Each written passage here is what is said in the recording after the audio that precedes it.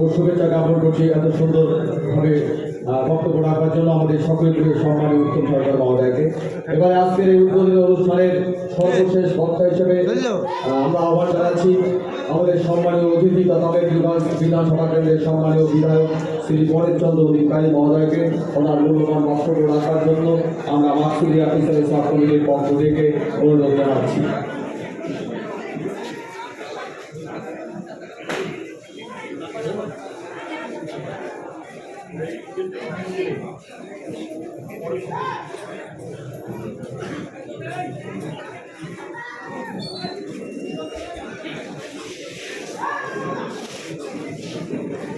সকলকে নমস্কার, সালাম।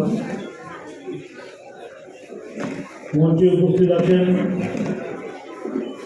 প্রতিনাশী হুজুর, উপস্থিত আছেন আমাদের এই এলাকার সম্মানীয় ব্যক্তিবর্গ, বিজয় সাহেব আছেন এখানে, উপস্থিত আছেন আমার আগে যিনি বক্তব্য রাখলেন বিশিষ্ট সমাজসেবী উত্তম সরকার, আছেন আরেকজন বিশিষ্ট সমাজসেবী আমাদের এখানে, আমরা যাকে আরো ভাই বলে ডাকি,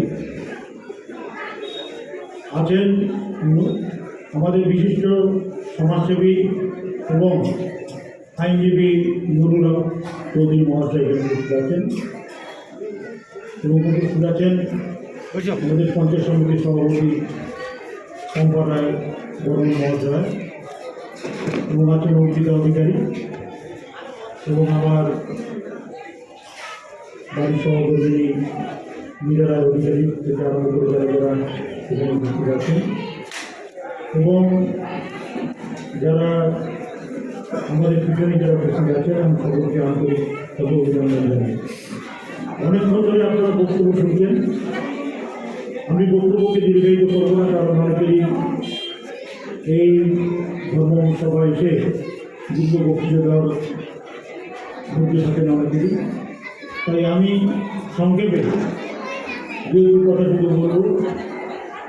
এই হক মন্দিরে যারা দীর্ঘদিন ধরে এখানে যারা কাজ করছেন তারা সকলেই জানেন, বিভিন্ন প্রতিঘাতের মধ্য দিয়ে দীর্ঘদিন ধরে তারা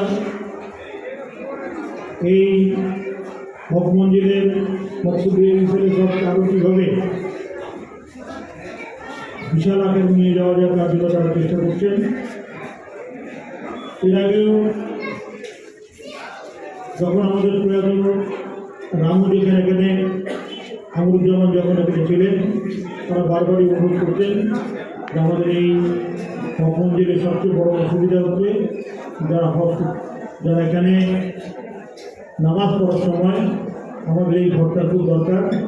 আমরা চেষ্টা করেছি এই ঘরটা সম্পূর্ণ করার জন্য। এই যে মঞ্চে দাঁড়িয়ে আমরা এখান থেকে বক্তৃতা দিচ্ছি, এইটার থেকে আমাদের গোটাই আমরা বিধায়ক আলাদা টাকা থেকে এটা করা হয়েছে। শুধু এটাই নয়, তারা বারবারই চেষ্টা করছিলেন যে মহিলারা তারা বসতে পারেন না। আজ যা শুভ উদ্বোধন হলো আমাদের এখানকার প্রতিনাশী হুজুরকে নিয়ে এবং এখানকার যারা মঞ্চে উপস্থিত তাদেরকে নিয়ে আমরা সেই মহিলাদের বসার জন্য যে ভর্তি তৈরি করা হয়েছে সেটা ঠিকঠাকভাবে উদ্বোধন করা হবে।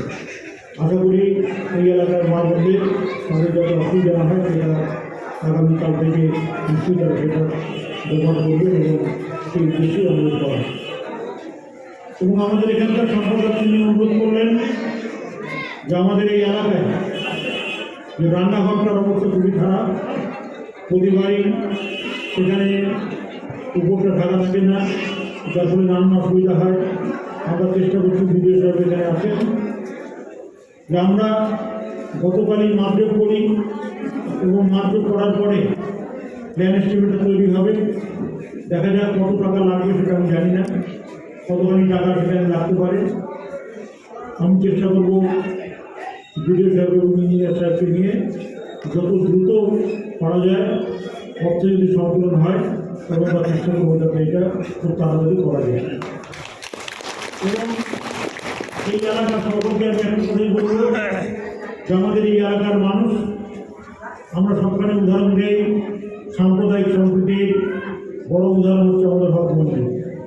এই হক মন্দিরে আমরা হিন্দু ধর্ম শুধু নয়, সমস্ত ধর্মের মানুষ তারা এখানে আসেন এবং মাঝারে তারা প্রার্থনা করেন। বছর পূর্ণ হয়ে গেলে আবার তারা আসেন। আমরা দেখছি বছর বছর এটা বাড়ছে, কারণ এই এলাকার মানুষ তারা ধর্মকে বিশ্বাস করে, তারা মাজারকে বিশ্বাস করে। হিন্দু ধর্ম শুধু নয়, সমস্ত ধর্ম মানুষ বিশ্বাস করে।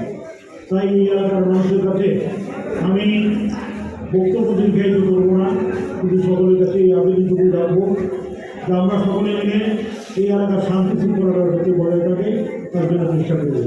আমাদের এখানে পুলিশ প্রশাসন তারা যেভাবে প্রতিটা বিষয়ে তারা নজর রাখেন, আপনারা যারা কমিটির মানুষ এই এলাকার সমস্ত মানুষের কাছে আমি এটাই আবেদন করবো, এখানে যদি কোনো বিশৃঙ্খলা তৈরি না হয় সেদিকটা আমরা সকলে মিলে যদি আমরা চেষ্টা করি তবে সেটাই আমরা কাটিয়ে দিতে পারবো। এই কয়েকটি কথা বলে সকলকে আরেকবার ধন্যবাদ জানিয়ে আমি আর বক্তব্য শেষ করছি।